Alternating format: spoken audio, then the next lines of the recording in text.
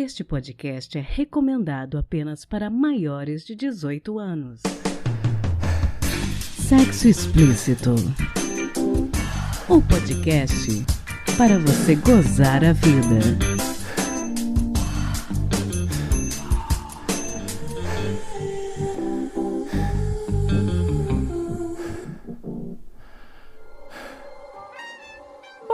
Antes de começarmos este programa, eu quero fazer algumas observações. A primeira delas é que neste episódio nós falaremos do Islã, focando na vivência e na sexualidade de mulheres muçulmanas brasileiras. Não falaremos de islamismo nem de questões relacionadas ao Estado Islâmico. Este episódio é um começo de conversa e eu não tenho a pretensão de esgotar um assunto tão complexo assim com apenas um programa. O objetivo aqui é abrir a cabeça, desmistificarmos tabus e pensarmos um pouco mais a respeito das preconcepções que temos e da imagem que a mídia tradicional vende, especialmente no que concerne a pessoas que escolhem viver o Islã. Acabamos de sair do período de Ramadã, que é um mês sagrado e muito importante para todos os muçulmanos. E neste episódio de hoje, eu trago duas mulheres fantásticas para falarem de suas vivências no Islã.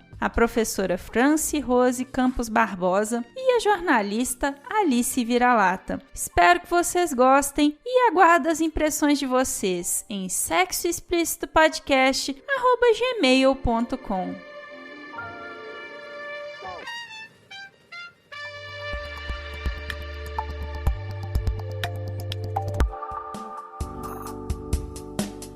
Taradinhas, tudo bem com vocês?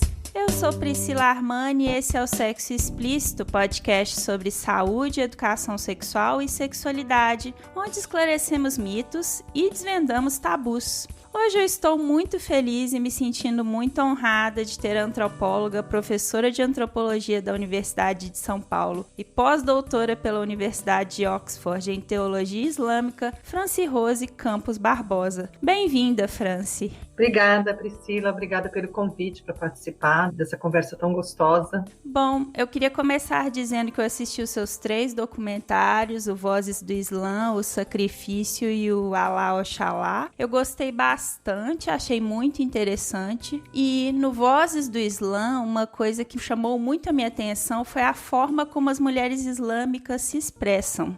Então eu queria já começar desconstruindo o mito em torno da mulher islâmica. Qual o papel das mulheres dentro do Islã? Como elas são percebidas entre os muçulmanos? Então, Priscila, no Islã, quando Deus cria o homem e a mulher, ele cria o homem e a mulher um complemento do outro. Então não há distinção de papéis no sentido de que um seja mais importante que o outro, entende? Mas a mulher, historicamente, dentro do Islã, ela é aquela que é o alicerce da família no sentido da religiosidade, da educação dos filhos, do cuidado da família. Este é um papel que a gente diríamos espiritual, né? Se a gente pegar, por exemplo, as mulheres do profeta, a primeira mulher era aquela mulher de fato que abraçou a religiosidade e cuidava muito dos filhos, mas também estava ao lado do profeta em momentos decisórios. Quando essa esposa morre, que é a Hadija, a Aisha, que é uma das esposas que ele teve depois, era uma mulher muito ativa, né? Até para a guerra ela acompanhava muitas vezes. Então você tem todo um papel de ação pública, de ação de espaço privado que essa mulher tá, né?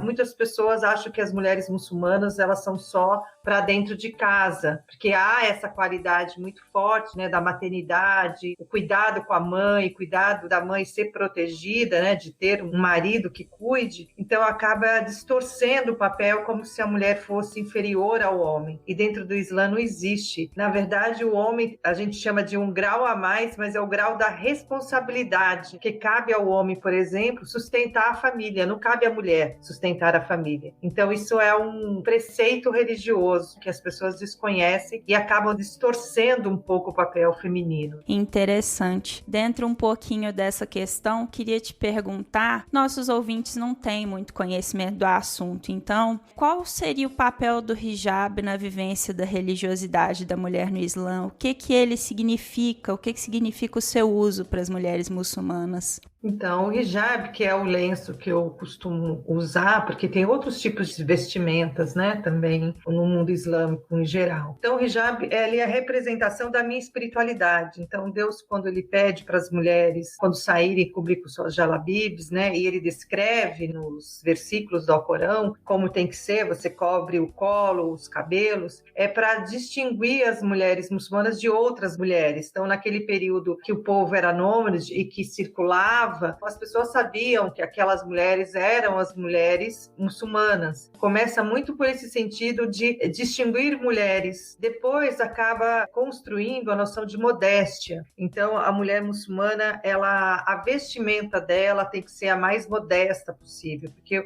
o hijab, ele não é só um pano na cabeça. O hijab, ele é uma conduta, é aquilo que separa de uma conduta indevida, né? Tanto que hijab vem do verbo hajab, aquilo que separa, nos separa de uma conduta indevida, desrespeitosa, para uma conduta que a gente considera mais respeitosa. Então, o cobrir-se está dentro dessa regra de você demonstrar respeito, de você demonstrar modéstia, de você estar em conformidade com o que a gente sente de espiritualidade. E eu penso até que o hijab ele vai se descobrindo muito com a própria espiritualidade feminina. Interessante. Entra um pouquinho disso que a gente está conversando, dessa questão do descobrir-se, né, dentro do feminino. Eu li o seu artigo chamado Sexo no Islã Não é Tabu. Eu achei um texto muito interessante e um trecho em particular me chamou bastante atenção. Nele você diz que no Islã é obrigação zelar pelo prazer do parceiro ou da parceira e que se a relação não é prazerosa, pode inclusive ser motivo para divórcio. Queria que você comentasse um pouquinho a respeito disso, porque eu achei isso muito curioso. As pessoas acham que a gente nasce assim, né, de passe de mágica, né? Todo mundo, desde que o mundo é mundo, nasce porque alguém manteve uma relação sexual com o outro. E o sexo, por exemplo, é uma das coisas que são muito bem cuidadas no Islã. O prazer, ele não está associado a uma coisa ruim, porque se considera que o prazer é aquilo que vai dar para o outro a satisfação um do outro. Então, no Islã se preserva muito a fidelidade de um casal. Então, imagina se o casal está satisfeito um com o outro, é lógico que você não vai ter desejos para fora. Tem muito também essa concepção do cuidado. E tem alguns hadis do profeta que ele fala, né? Quando você se aproximar da sua mulher, você se aproxima como se você estivesse se aproximando de um campo florido, né? De um lugar onde você tem que ter a delicadeza. Então, no Islã, até as preliminares, elas são reforçadas. Uma mulher, ele não é um objeto descartável para o sexo e aí deixada de lado, né? Você tem toda a questão das preliminares, você tem a questão da higiene, da limpeza corporal, você tem a questão do toque, tem uma coisa que as pessoas vão achar engraçado, mas, por exemplo, antes do sexo em si, muitos dos muçulmanos fazem uma oração antes, né? Porque aquilo é uma forma de devoção, no sentido de que aquilo também é um respeito com o corpo do outro, que é uma das coisas que eu achei mais bonito de ouvir e de ler a respeito. O respeito, né? Então, esse corpo tem que estar limpo, esse corpo tem que ser tocado com delicadeza. Há algumas histórias que falam que na noite de núpcias, os homens, eles lavam os pés das mulheres com águas de rosas. Então, tá todo revestido de uma delicadeza, sabe? E que é muito inspiradora, né, para nós nos dias de hoje, que o sexo acaba sendo aquela coisa para resolver o teu prazer, o teu desejo sexual, enfim. Então, no Islã tem essa coisa de que você está fazendo sexo com seu parceiro e que você tem que ser correspondido. Por sinal, é uma das obrigações do marido. Por exemplo, se o homem ejacula antes que a mulher, e assim, ele tem o seu prazer antes de uma mulher, ele tem que só terminar a relação sexual em si quando a sua esposa tem o mesmo sentimento, tem o mesmo prazer. Então, isso é muito sério, né, na religião, né? O casamento, o sexo é uma parte importante de um bom casamento. Nossa, fantástico. Bom, eu acho que muitas vezes, muitas mulheres, às vezes, elas sentem dificuldade de relatar para os seus parceiros, por diversos motivos, que o sexo não está prazeroso para elas e explicar o porquê. Você acha que o fato da religião prever esse prazer dá mais autonomia para as mulheres mulheres muçulmanas de falar sobre esse assunto com seus parceiros? Olha, aí a gente pode pensar, Priscila, em dois campos.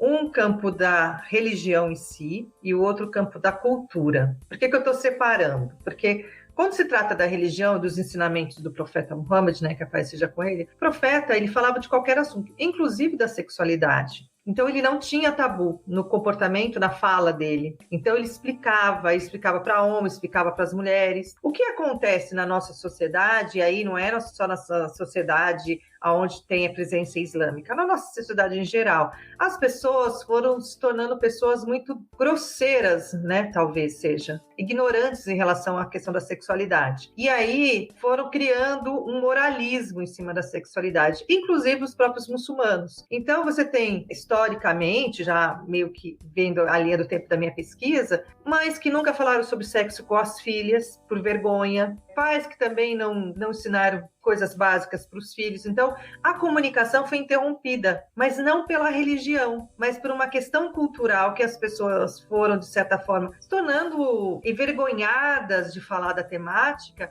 e essa temática não foi bem trabalhada. Então, eu tenho relatos de mulheres que nasceram na religião, que elas falam, minha mãe nunca falou de sexo comigo, minha família não falava, era um tabu, era não sei o quê. E aí eu falei assim, bom, você sabe que no Islã isso não é tabu, o profeta falava, o profeta dizia, então aquilo que o profeta dizia, a gente tem que permanecer nesse espírito, né, de que a coisa tem que ser falada. Hoje eu vejo até que algumas mulheres falam mais de sexualidade, falam mais de prazer, muitas meninas constantemente nas suas redes sociais têm falado mais sobre isso, e eu acho que é como qualquer outra sociedade, como qualquer outro grupo religioso ou não religioso, os muçulmanos estão paulatinamente voltando a discutir isso. Porque se isso é tema até para um divórcio, uma mulher pode pedir até o divórcio se o sexo, né, se o prazer dela não for saciado. Então, por que a gente, nos dias de hoje, cria tanto tabu? Então, é um descompasso. Não sei se você consegue entender. Aquilo que se ensina nem necessariamente aquilo que se pratica, nem sempre aquilo que se vivencia. Mas é importante. Por isso que eu topei fazer essa conversa com você, porque eu acho que é extremamente importante falar sobre sexo, sobre sexualidade, sobre prazer, principalmente nós mulheres, né, de qualquer idade, desde da jovenzinha que vai se casar, que está romantizada pelo casamento, até senhoras de idade, pessoas mais velhas, porque o prazer, ele não tem idade. Eu acho que o Islã traz muito disso também, do quanto a gente tem que ter o respeito pelo nosso corpo, o quanto a gente tem que ter respeito pelo corpo do outro. Então, eu acho que é fundamental essa discussão. Com certeza. E aí, dentro um pouco disso que a gente está falando e também do que está no seu artigo, né, Sexo no Islã não é tabu, faz falta a existência de um departamento feminino nas mesquitas? Olha, em algumas mesquitas até tem departamento feminino, sabe? Interessante. Mas tem bastante, assim, eu não sei em todas, mas boa delas tem esse departamento feminino. Mas ainda muitos estão muito presos no que o departamento feminino é o departamento para fazer chá das 5,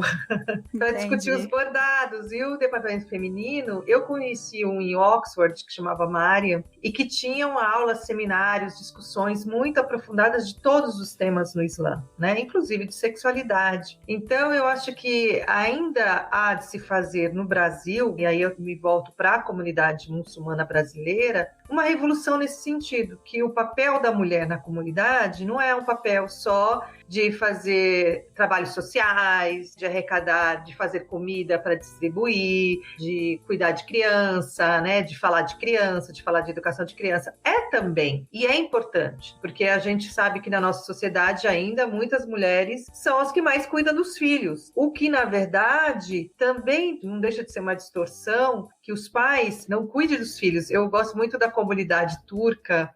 Toda vez que eu encontro alguma família turca, eu sempre vejo os homens cuidando muito das crianças também, sempre ajudando as suas esposas no cuidado com os filhos, não é uma coisa só. E aí eles professam a mesma religião que os outros, né? Então acho que é um exemplo também a ser seguido, de você ter esse cuidado, né, com a tua família de uma forma mais plural. Com certeza. E nesse mesmo texto você também fala um pouco a respeito da gente não reduzir a sexualidade no Islã a uma lista resposta de pode e não pode, que muito da vivência dessa sexualidade é uma negociação com Alá. Qual que é o nível de liberdade nessa negociação com Alá? O que é negociável e o que não é negociável?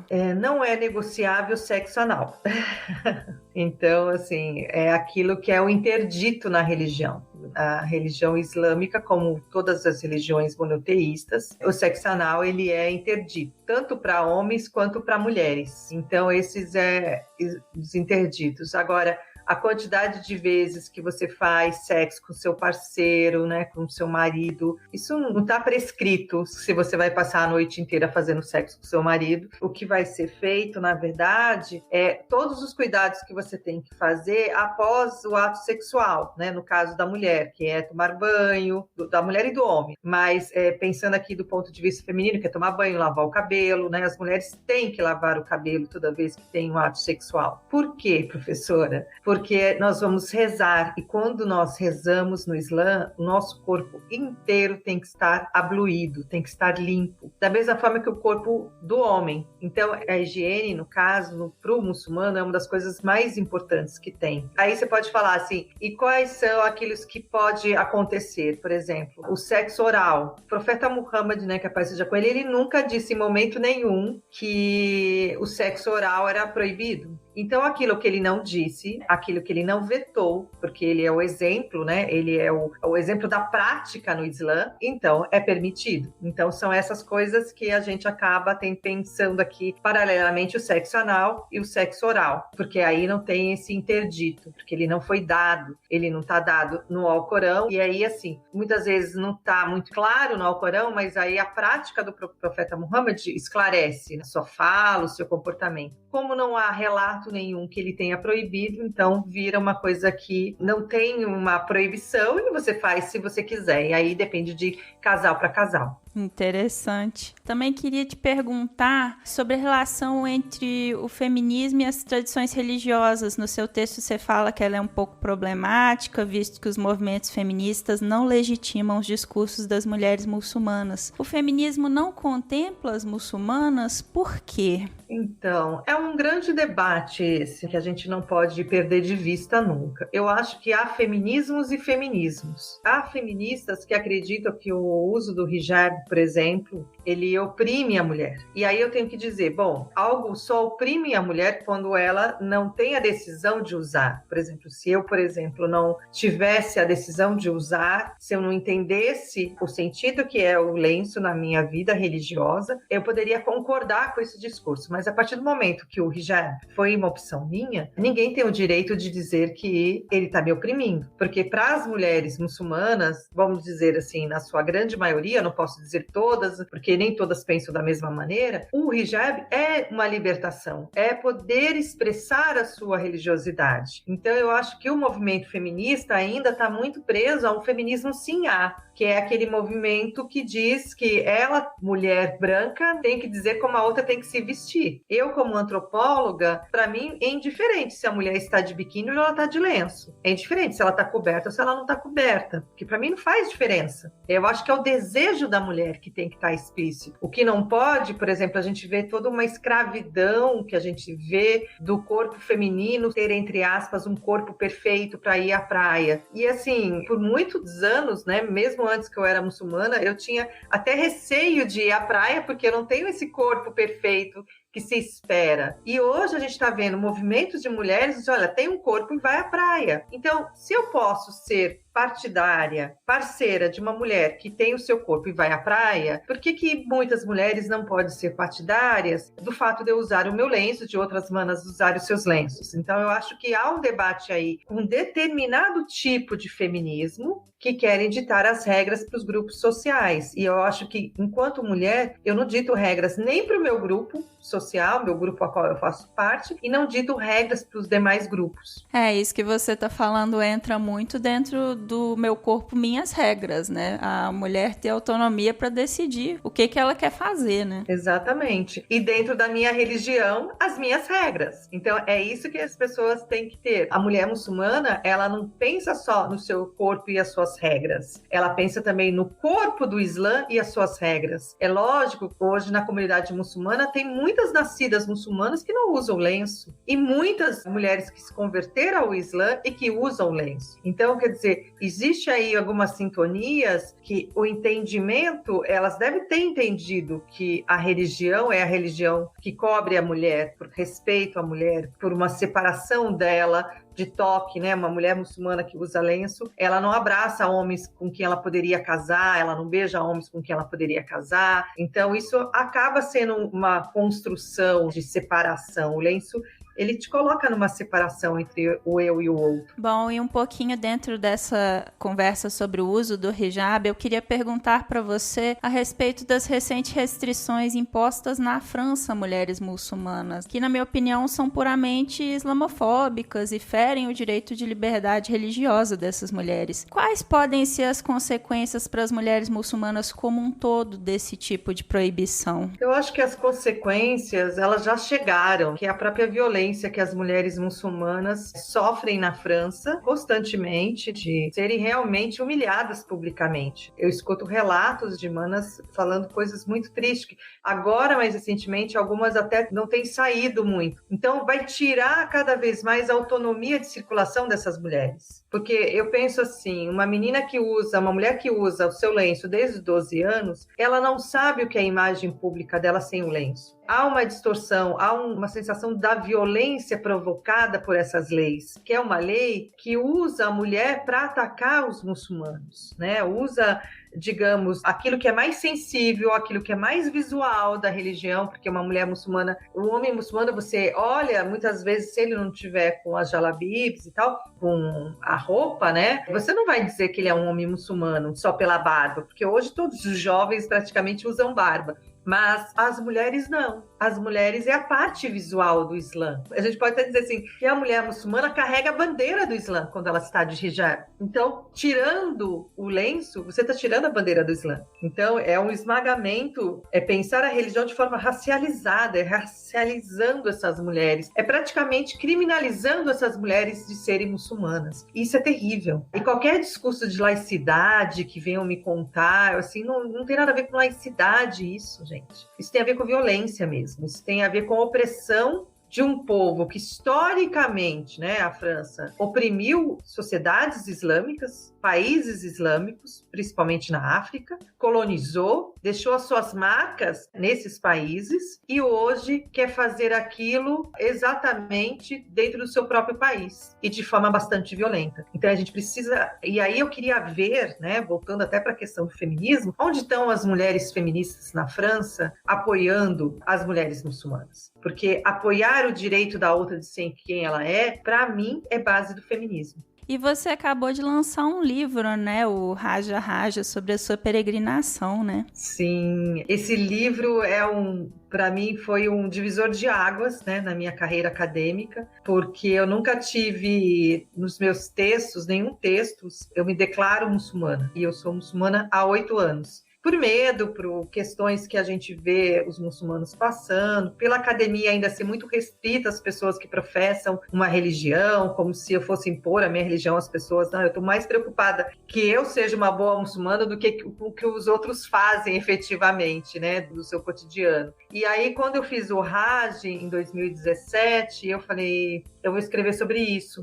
E eu levei um caderno de campo e eu passei o Hajj todo muito introspectiva, muito com o meu Hajj. E nos momentos que eu tinha assim de respiro, eu pegava o meu caderninho e anotava aquilo que eu tinha vivido para não perder, sabe? O Hajj é muito especial, ele é muito especial. E aí eu escrevi um relato grande, como eu estava com a intenção de fazer a minha livre docência, e a minha livre docência chama 20 anos de peregrinação. Este capítulo ele abre. Em 2018 eu estava quase passando para 21 anos, né, de peregrinação de pesquisa de campo. Então ele abre e aí eu resolvi destacar ele porque a outra temática não tem muito a ver. É um outro tipo de peregrinação, mas não tem a ver com isso. Destacar e fazer um livrinho justamente para mulheres muçulmanas e para as pessoas que não conhecem o Islã, porque não há nada igual a este no Brasil. Não conheço nenhuma muçulmana, a não ser as estrangeiras, né? Acho que uma jornalista fez um trabalho e tal, escreveu, mas eu não, eu queria um sensível, sabe? Eu queria que as pessoas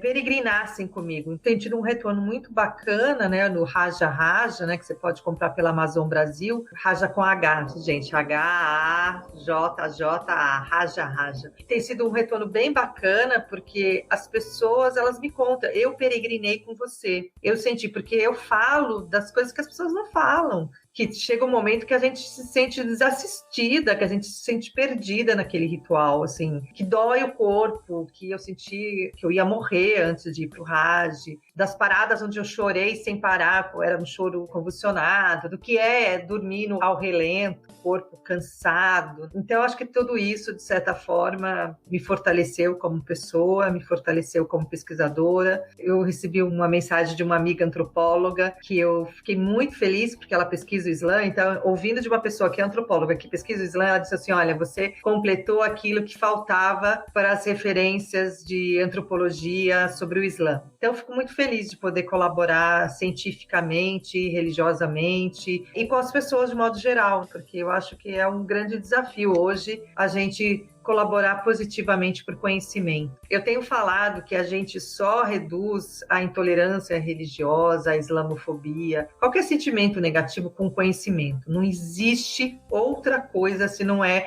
conversando com as pessoas, se não é visitando uma mesquita. Eu acho que você está falando de Minas, né? Em Minas tem comunidade muçulmana, a gente tem, eu deixo até aqui para as pessoas que estão me ouvindo, se você quer conhecer a comunidade, vão até a mesquita, conversa com o sheik. Se você não conseguiu conversar com ninguém, se você não conseguiu achar com ninguém, me escreve no Instagram, eu arrumo alguém para conversar com você aonde você estiver, mas assim, não fique sem informação, não fique sem saber de fontes seguras. É lógico que nem todo mundo com quem você esbarra por aí sabe falar sobre a religião. Tem pessoas que sabem mais ou menos, pessoas que não sabem, outras que nem querem falar muito, né? Mas eu tô super disponível sempre e posso ajudar vocês a encontrarem pessoas que possam falar sobre determinados temas. Tem muitos sheiks muito queridos, com muito conhecimento, podem colaborar muito com esse debate também. Bom, professora Franci Rose, foi muito esclarecedora essa conversa nossa. Eu quero te agradecer bastante por tirar um tempo. Eu sei que a sua agenda tá bem apertada para conversar com a gente. Deixa seus contatos para quem tiver interesse de conversar com você e saber mais sobre o Islã. Então, é fácil me achar no Instagram, que é doutora Franci Rose,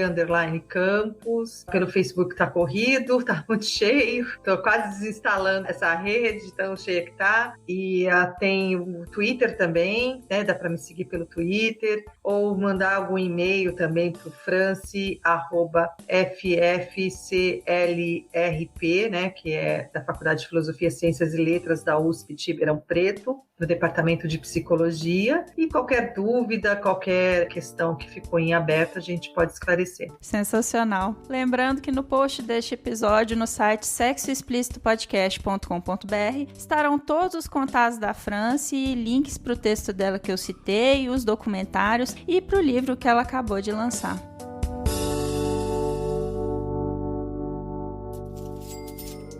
Você sabia que você pode contribuir com o podcast Sexo Explícito? Não? Então eu vou te explicar. Temos duas formas de contribuição, pelo PicPay e pelo Apoia-se. Contribuindo com R$10, você tem direito a participar de nosso grupo exclusivo no Telegram, além de concorrer a sorteio de brinquedos eróticos a cada 3 meses e assistir com exclusividade e ao vivo a entrevistas sobre educação sexual, saúde e sexualidade. Então, o que você está esperando? Vai lá em picpay.me/sexoexplícito ou em apoia.se/Sexo Explícito Podcast. Espero você!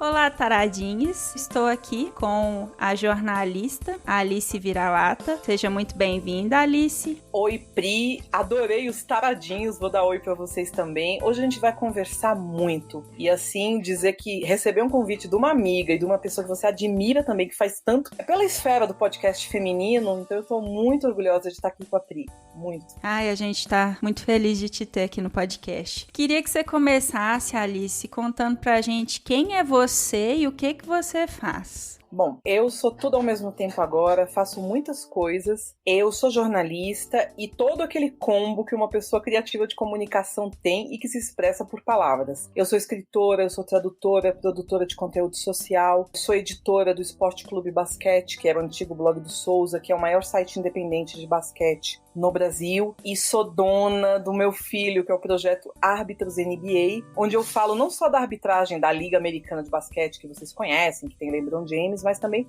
falo de árbitros pelo mundo, os árbitros brasileiros, dando um papel assim de humanidade a essas pessoas e sendo uma agência de notícias de arbitragem. A ideia do crescimento é esse, é a isso que eu me dedico, então dou aulas aqui no México também. Tinha antes da pandemia uma pequena empresa de aulas e hoje essa empresa ela expandiu para redes sociais e eu tô aqui na Cidade do México já há 8 anos, que é assim, eu sempre falo pra Pri, eu já conversei até no Mexicanices, que é um projeto que eu tenho também, de algumas lives, agora estão paradas, que sexualidade aqui é um tema muito diferente. A gente pensa aqui porque é um país de língua hispânica, parecido com o português, mas as pessoas são muito diferentes em relação à sexualidade. Bom, até onde eu sei, Alice, a sua família ela não é muçulmana, certo? Como que o Islã passou a fazer parte da sua vida? Então, a minha família, meu pai biológico é judeu, a minha mãe é aquela pessoa espiritualizada, né? Minha mãe experimenta de tudo um pouco, como o típico brasileiro, né? Que a gente sempre gosta disso, pulando 7 ondas ali, vai no centro espírita tomar um passe, ela flui muito por isso. E eu sempre gostei muito da questão do monoteísmo, então acho que o judaísmo também oferece, mas eu não tenho contato com meu pai biológico. E há uns 10 anos eu sou revertida ao islamismo há 5, e há uns 10 anos que eu já penso nisso, primeiro pela sensação de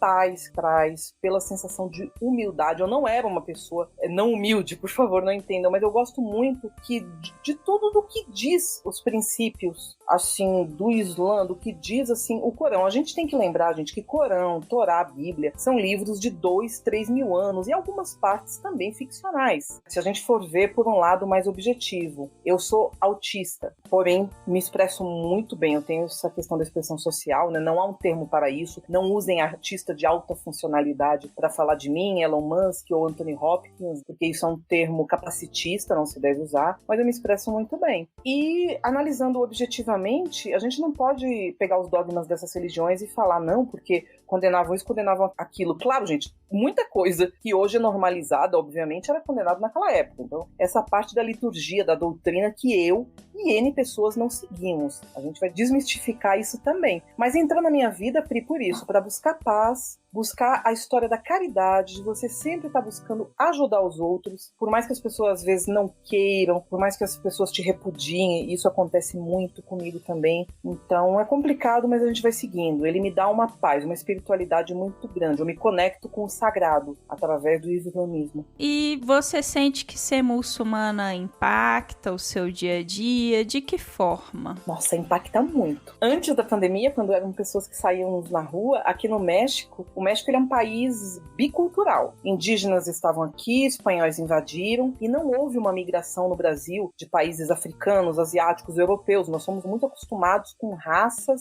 credos, cores e sabores no Brasil. E aqui não tem isso. Então aqui as pessoas me olham, já tentaram tirar meu véu. Porque assim, a muçulmana a gente pode usar hijab ou não. Então eu uso o hijab, gosto sempre de usar, mas pode ser um dia que eu pegue e apareça sem o hijab e tá tudo bem. Não vamos ser sommelier de hijab. Mas as pessoas, Pri, já cuspiram em mim. Tem um vizinho aqui do bairro que ele passa, toda vez que ele passa, ele cospe na calçada, sempre. O cara me xinga na rua. Um outro vizinho parou minha mãe para dizer que eu era de uma religião de terroristas. Eu já perdi um emprego por causa disso, porque a pessoa fez entrevistas comigo com a câmera aberta de uma agência de publicidade chamada Becker Socialand, que é de 2 argentinos, tá? E a gestora fez entrevista comigo, 4 entrevistas com câmera aberta, cada vez é de um hijab diferente, cada vez de uma amarração diferente. Eu não imagino o que ela supôs. Vai pensar que é uma pessoa com câncer? Não, porque eu estou com minhas sobrancelhas. Então eu não sei o que essa mulher pensou, mas quando eu cheguei lá pra trabalhar, ela olhou pra minha cara, fez aquela cara de buesta, não sei se a gente pode falar palavrão ou não. Pode.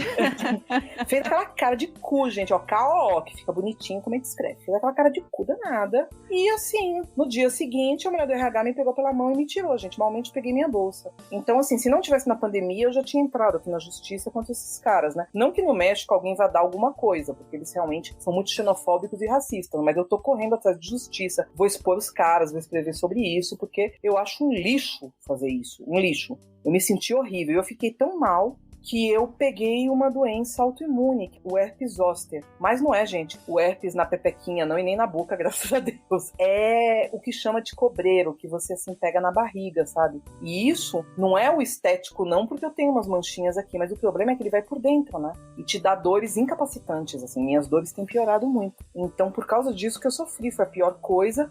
É no Brasil, né, que nem a gente diz no Globo Repórter.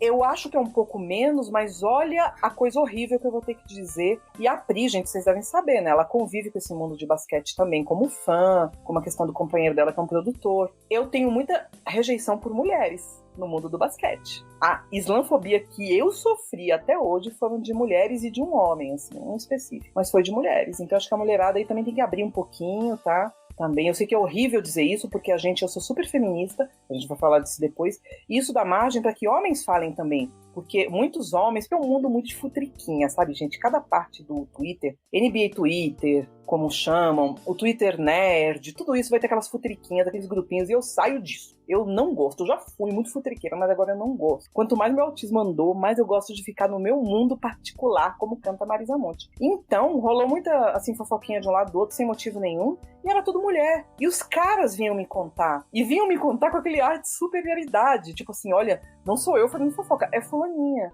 Aí eu falei, nossa, gente, eu não sei o que é pior, a fulaninha fazendo fofoca ou o mano entregando a fulaninha, né? É complicado. Falando um pouco dessa questão da islamofobia, o que você acha que motiva o ataque das pessoas às mulheres muçulmanas? Ignorância, preconceito, machismo? Você definiu bem, e aliado a uma cobertura de grande mídia que sempre coloca muçulmanos como terroristas. Menos de 1% dos muçulmanos são terroristas lá no Oriente Médio, e essa proporção provavelmente a gente vai levar para os brancos norte-americanos, né, estadunidenses, que atacam escolas, atacam supermercados. Vamos levar para os grupos africanos, como por exemplo tem na Nigéria, que atacam e sequestram pessoas. Então, se a gente levar todas as religiões, ateus, agnósticos, vão ser terroristas e vão ter esse mesmo índice. Só que com as mulheres a coisa piora, porque a aproximação profissional de muitos homens com mulheres é sempre motivada por uma atração sexual. E quando você coloca um hijab, você basicamente lima essa atração sexual. As pessoas pensam que você é um ser de luz, assexuado, que você não tem desejo, fetiches, nem nada. Certo? No meu caso, assim, a coisa escapa um pouco, porque assim, eu não falo da minha vida, então é mistério, né? Se eu sou casada, se eu sou solteira, se eu tô dando aqui, dando acolá, dando pra quem, se as pessoas me cantam, mas você nota um pouco isso, que as pessoas me tratam como se fosse uma sacerdotisa. Então, quando eu falo alguma coisa de desejo, de corpo e de tudo, as pessoas, nossa, como se a gente não pudesse ter esse direito, né? Claro que eu sou revertida, pra mim é mais fácil. Talvez a pessoa é criada numa família do Oriente Médio, tradicional, porque lá também há uma gama de famílias, a coisa é diferente. Eu também tenho que fazer esse meia-culpa de ser uma pessoa, né, mais ocidental. Sim, e falando um pouco disso, como ser muçulmana impacta a sua sexualidade? Você sente diferença da forma como você se relaciona com o mundo nesse sentido, de antes de ser revertida para agora? A única coisa que mudou é que eu não tô mais afim de sexo casual, mas também não sei se é com o passar da idade, sabe? Também tem isso, eu não vou atribuir isso ao hijab, certo? Mas acredito que pode ser mais isso, eu tô naquela meu corpo, meu tempo. Sabe? Porque assim, a gente já apronta muito, mas é da idade, né, gente? Que é aquela história. Você tá nas faixas de idade, sabe? Eu sempre trabalhei com eventos, sempre tive muito fora, sempre fui muito brincalhona, engraçada, sempre soube separar sexo de amor, de apego, de melhor amigo que você transa ou melhor amigo que você não transa. Então eu tenho essas esferas muito bem definidas na minha mente. Então talvez isso tenha mudado, mas eu não vou atribuir ao islamismo. Vou atribuir mesmo a questão de passar do tempo, porque eu tô cansada de rola aleatória, sabe? E tô cansada daqueles truquezinhos que o homem usa pra comer a gente, sabe? Então eu tô muito cansada de tudo, sabe? tô assim, com fogo, assim, mas eu sei pra quem eu me dou, pra quem eu me dou. Eu acho isso muito interessante. Eu acho interessante a gente conversar sobre isso para estabelecer que você tem essa liberdade de escolha, né? Porque eu acho que uma das coisas que mais é um preconceito em torno de quem está no Islã, né? Especialmente as mulheres, é que a pessoa seria tolhida pela religião com relação a isso. É porque o problema das religiões é isso. Eu vejo a questão, como eu falei anteriormente, dos livros sagrados. Se a pessoa for seguir escrituras de 3, 4 mil anos, realmente, no Islã não tem isso sobre homossexualismo, mas na Bíblia tem. mas eram coisas muito antigas, e a gente sabe que a Igreja Católica, por exemplo, tinha maior interesse na época medieval de que não houvessem muitos casamentos entre homens, ou casamentos entre, por exemplo, religiões diferentes, para não dividir essa grana. Então, assim, eu não associo a minha espiritualidade, eu posso estar errada, pode ter muita gente que vai ter uma opinião diferente, eu não associo a pessoa que eu sou a uma regra de um livro, porque se há um Deus, como eu vejo esse Deus misericordioso, esse Deus que perdoa, essa entidade no mundo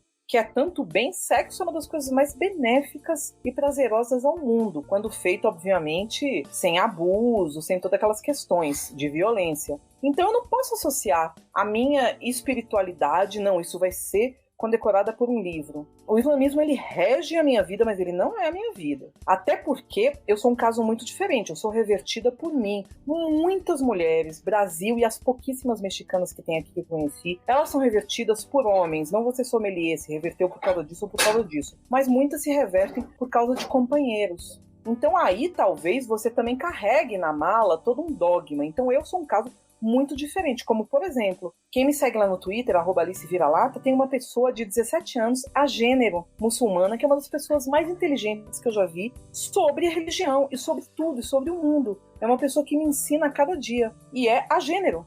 E assim, o islamismo abriga isso, e essa pessoa é bem porta-voz disso, a LGBTQI+, há uma série de coisas que as pessoas não veem, porque cada um foi focado no seu lado. Então talvez eu tenha a sorte de ter tido uma escolha, Pri, que é 100% minha. Não foi 100%, e não tô falando de agradar, de ser submissa a um homem, mas não foi para você compactuar com a vida de uma pessoa, porque companheirismo também é isso. Então eu também tenho essa diferença. Então podem dizer, pra Alice a coisa é mais fácil? Talvez seja. Entendi. Bom, uma vez numa das suas lives no seu canal, eu vi você dizer que o feminismo não contempla as demandas das mulheres muçulmanas, e eu queria que você falasse um pouquinho sobre isso, que eu acho que é muito importante a gente falar disso também. E isso eu vou falar de uma pessoa queridíssima do Twitter, que é a professora Franci Rose, ou Franci, uma pessoa querida, letradíssima, que é como se fosse, ela não gosta que fale isso, mas a nossa porta-voz de tudo, da aula, pós-doutora, ela é uma grande referência para tudo. E ela, durante um podcast, conversou comigo, quando eu falei que era feminista, ela falou, olha, o feminismo, ele não vai abarcar o feminismo muçulmano ou as muçulmanas. E eu fiquei muito com aquilo na cabeça, achando que não. Mas aí eu comecei a ver as experiências, e sem entrar naquilo, gente, porque eu tenho uma amiga Líbia, eu tenho uma amiga Rádio, eu tenho uma grande amiga Rádio, por sinal. Mas eu tenho aquelas histórias, eu não concordo.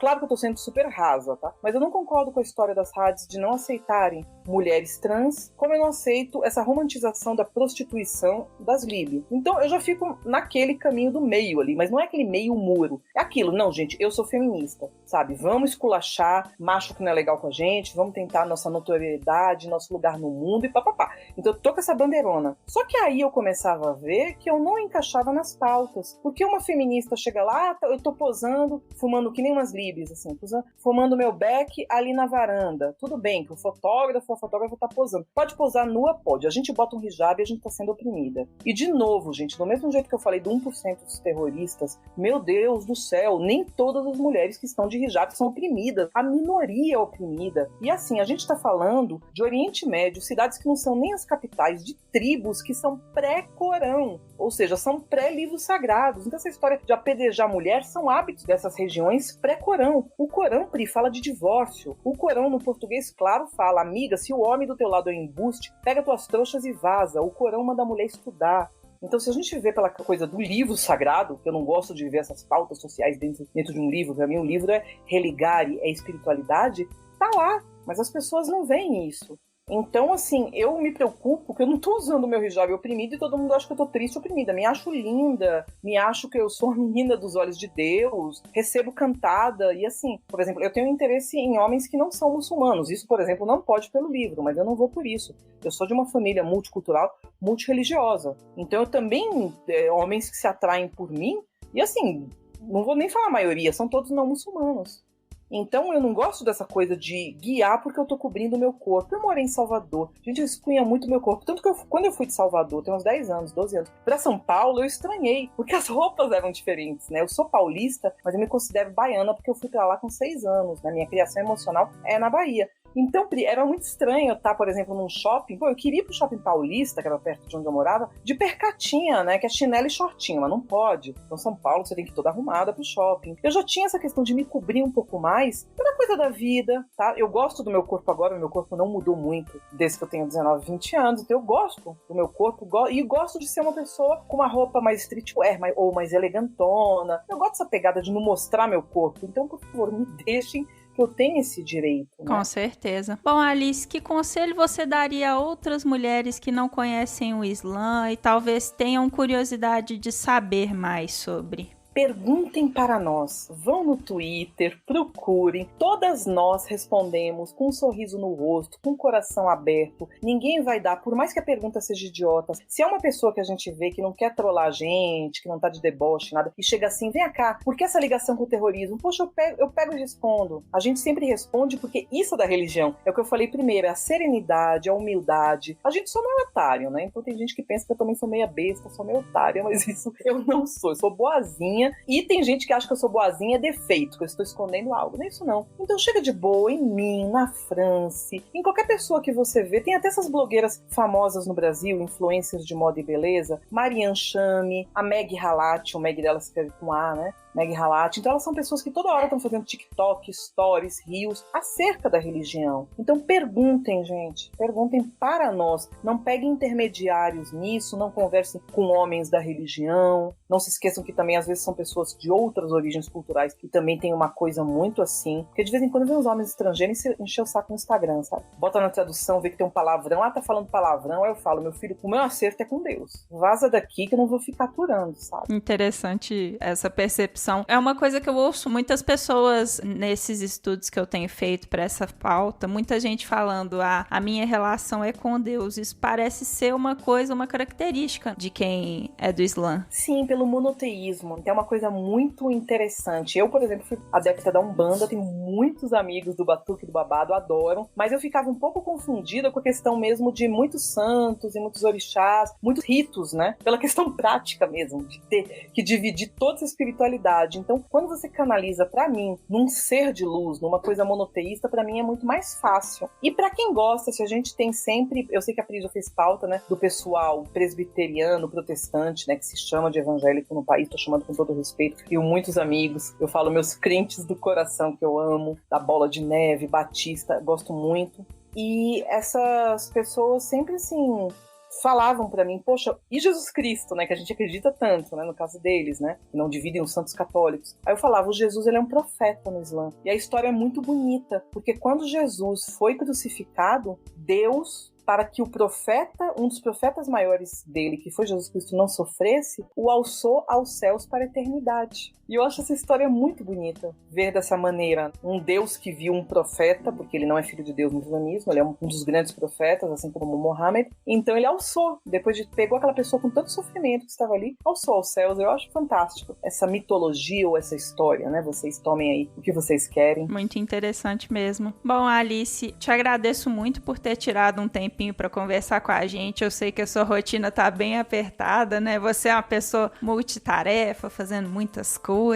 Então deixa os seus contatos para quem quiser saber mais sobre o seu trabalho. Ó, gente, quem quiser saber mais sobre meu trabalho, levantando tantas bandeiras assim, eu tô no @AliceViraLata, que é no Twitter e no Instagram, tudo igual sempre. arbitrosnba.com e @arbitrosnba pra galera do basquete, conhecer um trabalho jornalístico bem cuidado dessa equipe que sou eu. Mexicanices está parado, mas vocês podem procurar também @mexicanices. E tem a Lemongrass Ideas ou Ideias, que é essa empresa de 3 idiomas, né? Os 6 idiomas que eu trabalho, que é inglês, o espanhol e o português, onde eu faço rede social para micro e pequenos negócios. Então, assim, aquela sua tia que tá vendendo aquele docinho, que quer ter um Instagram elaborado, com cara de agência cara, mas não tem o orçamento, ou você podcaster que quer arte, texto, uma divulgação bacana, com qualidade. Eu já fui Macan, ou seja, eu tenho uma experiência muito grande com agências. Então, por favor, é no precinho, @Lemongrass Ideias. Né, sem o i do português. Sensacional. Lembrando que no post do episódio também teremos todos os contatos da Alice direitinho.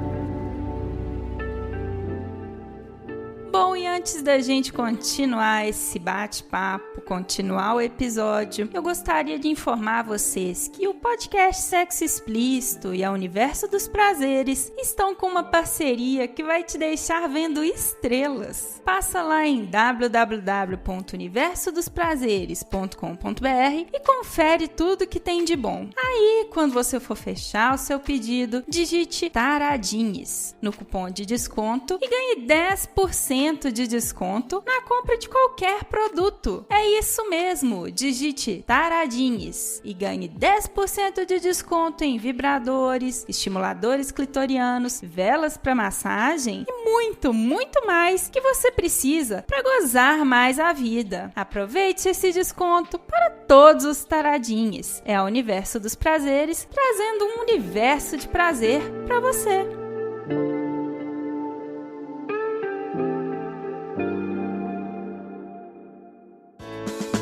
Se toca.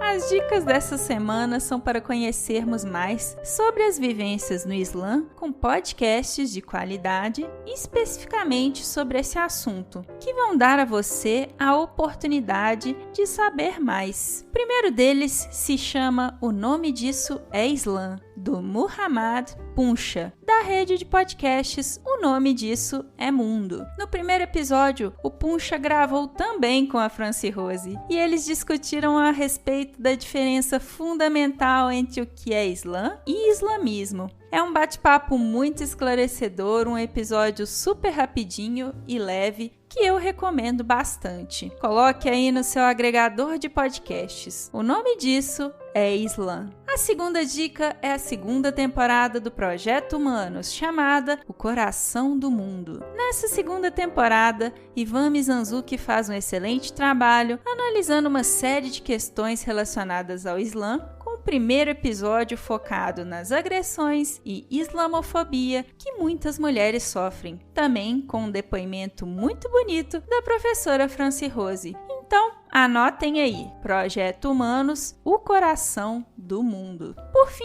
gostaria de recomendar o portal IslamBR, pois lá você tem acesso a notícias e aos endereços e telefones de mesquitas do país todo. Caso tenha interesse em buscar mais informações qualificadas sobre o Islã, o endereço é www.islambr.com.br. Lembrando que todos os links e informações relacionados a estas dicas estarão, como sempre, no post deste episódio em sexoexplicitopodcast.com.br.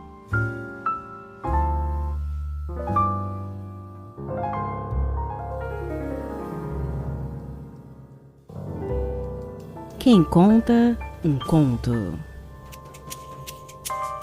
O conto que vocês vão ouvir agora foi publicado em agosto do ano passado no perfil @me_lambilambi no Instagram. Ele é de autoria da escritora baiana Isabelle Augusta, cujo arroba no Instagram é Cinzas da Alma, tudo junto. E quem interpreta esse texto belíssimo é a Adriana Cabanelas, apresentadora do podcast Microbiando. Dri, muito obrigada pela sua participação aqui nesse nosso cantinho. Sigam o Microbiando em todas as redes sociais, @microbiando. E a arroba da Dri é Dri_Cabanelas. E se você também quer narrar um conto erótico, me manda um e-mail, sexoexplicitopodcast@gmail.com.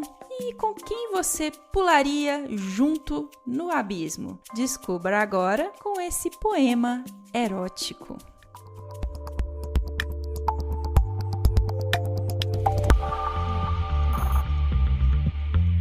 Vem, se chegue, se aproxime, pode me invadir. Estou pronta, estou sedenta, estou com sede. Me deixa molhada, coloca o dedo na minha boca e me deixe chupar. Me toca, me faça contorcer. Na cama, na mesa de jantar, na cozinha, no tapete da sala. Diga que não vai parar. Aperta meu peito, sinta os sons dos batimentos. Sinta que estou acelerada, ligadas nos 200 volts, quando seu pau entra em mim. Diga que não vai parar. Me vire do avesso, cruze meus braços e entre daquele jeito que tira meu fôlego. Diga que não vai parar. Puxe meu cabelo, pegue meu pescoço por trás e meta com pressão e me deixe sentir suas mãos na minha bunda. Diga que não vai parar. Não pare. Me vire de frente, suspenda minhas pernas e entre com vontade. Diga que não vai parar. Escute o som quando você vai acelerando e o nosso encontro de corpos faz um barulhinho gostoso. Diga que não vai parar. Escute o som que nós fazemos quando chegamos na beira do abismo e nos jogamos.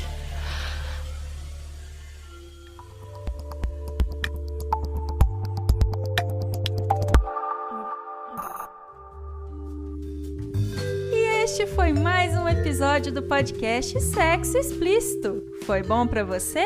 Com edição e vinhetas dela mesma, Cafeína, do podcast Papo Delas, eu me despeço. Lembrando que todas as informações sobre esse e os demais episódios estão em sexoexplicitopodcast.com.br. Nosso site é o melhor lugar para você ouvir o nosso podcast. Agradecendo aos meus contribuintes do mês de maio pelo PicPay e pelo Apoia-se: Mariana Foster, Magnum Leno, Sérgio Garcia, Beatriz Fuji, Adriele Oliveira, Tamara Lolégio, Tabata Lima, Cleide Fernandes, Rogério Oliveira, Guilherme Fioroto, Ryan Carlos Souza de Lucas e José Victor de Macedo. Obrigada demais por apoiarem Mulheres Podcasters. Estamos no Instagram, no @Sexo Explícito Podcast. E você também pode me ouvir em qualquer agregador de podcast de sua preferência, além de Deezer, iTunes, Google Podcast, também no YouTube. E aí, o que você está esperando? Bora gozar a vida? Beijo!